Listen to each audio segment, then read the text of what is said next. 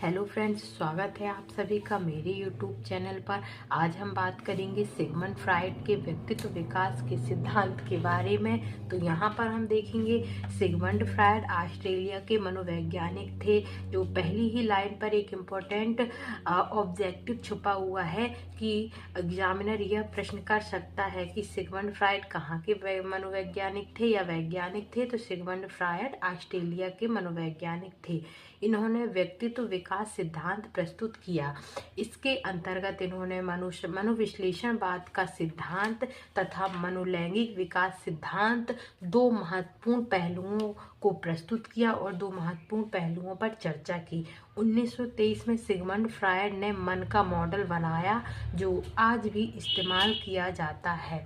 अब हम देखेंगे पहला टॉपिक में हम देखेंगे तो पहला है हमारा सिगमंड फ्रायड का मनोविश्लेषण का सिद्धांत। इसका हम विस्तृत विवेचन करेंगे। उसके बाद दूसरा टॉपिक हम देखेंगे मनोलैंगिक विकास सिद्धांत। तो अब यहाँ हम देखते हैं सिगमंड फ्रायड का मनोविश्लेषण का सिद्धांत। फ्रायड के अनुसार व्यक्तित्व संगठन के 3 स्तर होते हैं। यह तीनों स्तर मिलकर एकीकृत तथा सामंजस्यपूर्ण व्यक्तित्व का संगठन का निर्माण करते हैं और व्यक्ति को अपने वातावरण में संतोषजनक समायोजन करने के योग्य बनाते हैं।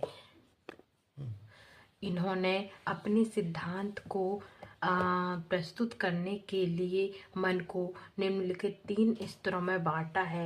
जो सिगमंड फ्रायड है उन्होंने मन की 3 अवस्थाएं बताई हैं। इन 3 अवस्थाओं में पहली अवस्था है चेतन मन, दूसरी अवस्था है अर्धचेतन मन, तीसरी अवस्था है अचेतन मन।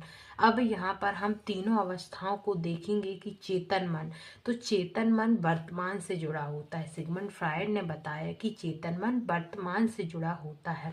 उसी प्रकार अर्धचेतन मन, तो सिगमंड फ्रायड कहते हैं कि ऐसा मन जिसमें याद होते हुए भी याद ना आए, यानी जब मन पर ज्यादा जोर दिया जाए तो चीजें याद आ जाती हैं, तो यह अर्धचेतन मन के अंतर्गत आता है। अब यहाँ तीसरे नंबर का हम देखेंगे कि अचेतन मन, जो मन चेतना में नहीं होता, अर्थात दुखित दम्भिद इच्छाओं का भंडार होता है। इसको फ्रायड ने बर्फ के टुकड़ों के द्वारा समझाने की कोशिश की है। तो यहाँ हम देख सकते हैं कि फ्रायड ने बताया है ये बर्फ का टुकड़ा बना हुआ है। इसको एक एग्जाम्पल से देखते हैं।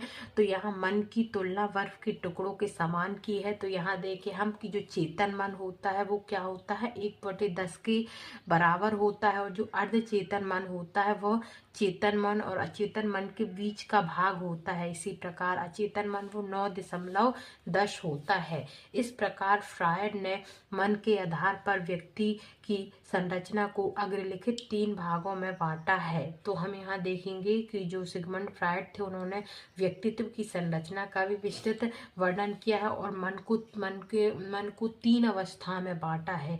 व्यक्तित्व की संरचना के अंतर्गत इन्होंने बताया है कि पहला तो जो होता है हमारा इड इदम, दूसरा हमारा होता है ईगो यानी अहम, और तीसरा होता है सुपर ईगो यानी अत्यहम। पहला टॉपिक हम देखेंगे इदम।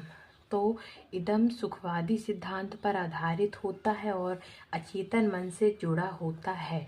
फ्रायड का मानना है कि इसमें काम प्रवृत्ति सबसे बड़ा सुख है। फ्रायड बताते हैं कि इसमें काम प्रवृत्ति सबसे बड़ा सुख है और इदम पार्श्विक प्रवृत्ति से जुड़ा होता है। इदम अहम द्वारा नियंत्रित होता है। अब हम दूसरा देखेंगे अहम। तो अहम वास्तविकता पर आधारित है और यह अर्धचेतन मन से जुड़ा हुआ है। फ्रायड ने बताया है कि अहम वह अवस्था है जिसमें उचित और अनुचित का ज्ञान होता है, साथ ही यह मानवतावादी से जुड़ा हुआ होता है। तीसरा हम देखेंगे अब सुपर ईगो अत्यहम। तो फ्रायड बताते हैं कि अत्यहम को हम पराहम के नाम से भी जानते हैं। अत्यहम आदर्शवादी सिद्धांत से जुड़ा हुआ है। फ्रायड बताते हैं कि यह इड और ईगो पर नियंत्रित करता है और चेतन मन से जुड़ा हुआ है। इसकी प्रवृत्ति सामाजिकता की होती है और यह पूरी तरह नैतिकता और सामाजिकता पर आधारित होता है। अब हम देखेंगे दूसरा टॉपिक सिगमंड फ्रायड का मनोलैंगिक विकास सिद्धांत। तो यहाँ हम देखेंगे, देखो पहले हमने पढ़ लिया सिगमंड फ्रायड का मनोविश्लेषणवाद का सिद्धांत, उसके बारे में मनोविश्लेषण बाद के बारे में सिगमंड फ्रायड के क्या विचार थे उसका हमने विस्तृत अध्ययन किया। अब हम दूसरा जो उनने इसी एक चीज याद रखना कि सिगमंड फ्रायड का जो सिद्धांत है, ये दोनों ही टॉपिक एक ही सिद्धांत के अंतर्गत आते हैं, लेकिन हाँ एग्जामिनर दोनों चीज़ों को अलग अलग तरीके से पूछ सकता है। जैसे वो ये प्रश्न भी कर सकता है कि सिगमंड फ्रायड के व्यक्तित्व सिद्धांत का विवेचन कीजिए। यदि वो यह प्रश्न करता है तो हमें इन दोनों टॉपिकों को अपने पेपर पर लिखना है, अपनी कॉपी पर लिखना है। और यदि वह सिर्फ पूछता है सिगमंड फ्रायड का मनोलैंगिक विकास सिद्धांत समझाइए, तो हमें सिर्फ इस टॉपिक पर ही ध्यान देना है। अब हम देखेंगे सिगमंड फ्रायड ने अपने सिद्धांत में एक बालक की काम शक्ति की भी कल्पना की है। सिगमंड फ्रायड के अनुसार बालक के विकास पर उसकी काम प्रवृत्ति का भी प्रभाव पड़ता है। उनके अनुसार काम प्रवृत्ति बालक में जन्म से ही पाई जाती है तथा भिन्न भिन्न अवस्थाओं में इसका स्वरूप भिन्न भिन्न होता है। इस आधार पर मनोलैंगिक विकास सिद्धांत को सिगमंड फ्रायड ने 5 अवस्थाओं में बांटा है जो निम्नलिखित है। इन 5 अवस्थाओं को हमने इस डायग्राम पर संजोया है। मैं फिर से बोलती हूँ कि डायग्राम परीक्षा की दृष्टि से बहुत ही महत्वपूर्ण है, इसलिए प्रत्येक विद्यार्थी को यह ध्यान रखना चाहिए कि आप कोई भी प्रश्न का उत्तर दें तो कोशिश कीजिए कि डायग्राम के द्वारा दें। तो हम यहाँ देखें कि विकास की मनोलैंगिक अवस्थाएं, तो सिगमंड फ्रायड ने विकास की मनोलैंगिक अवस्थाओं को 5 भागों में बांटा है या 5 अवस्थाएं बताई हैं, जिनमें पहली अवस्था है मुखी अवस्था, दूसरी अवस्था है गुदी अवस्था, तीसरी अवस्था है सुप्तावस्था, चौथी अवस्था है लैंगिक अवस्था, 5वीं अवस्था जननेंद्रिय अवस्था। अब हम इन अवस्थाओं का विस्तृत अब हम इन 5 अवस्थाओं का विस्तृत विवेचन देखेंगे। तो पहली अवस्था है हमारी मुखी अवस्था। तो जो मुखी अवस्था होती है वह जन्म से 18 महीने तक की मानी जाती है।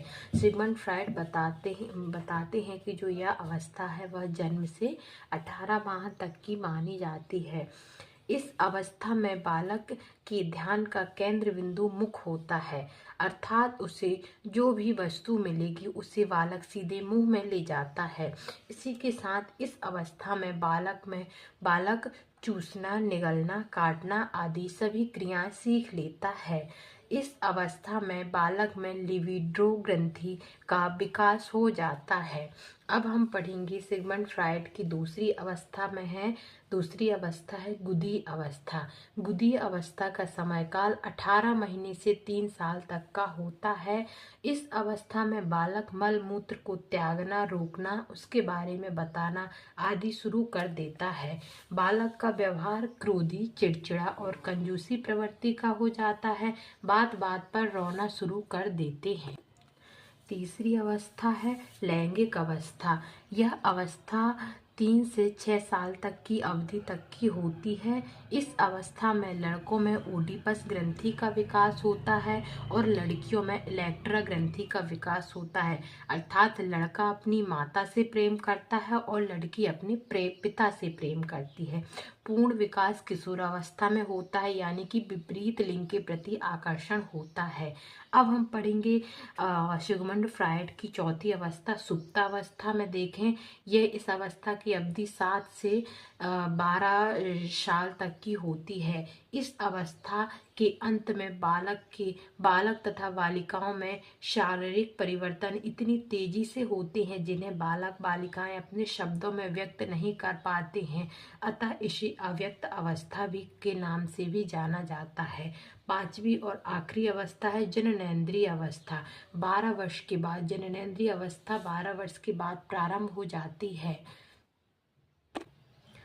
इस अवस्था में बालक में यौन अंगों का पूर्ण विकास हो जाता है और बालक में प्रजनन क्षमता विकसित हो जाती है। इस प्रकार हमने सिगमंड फ्रायड का पूरा सिद्धांत को विस्तृत रूप से देखा। अब इस सिद्धांत के बाद हम यहाँ इसका निष्कर्ष देखेंगे। तो यहाँ देखें, अतः हम कह सकते हैं कि सिगमंड फ्रायड का सिद्धांत मानसिक स्वास्थ्य स्थितियों को समझने और उनका इलाज करने में अचेतन प्रक्रियाओं, शुरुआती अनुभवों और पारस्परिक संबंधों को संबोधित करने के महत्व पर प्रकाश डालता है।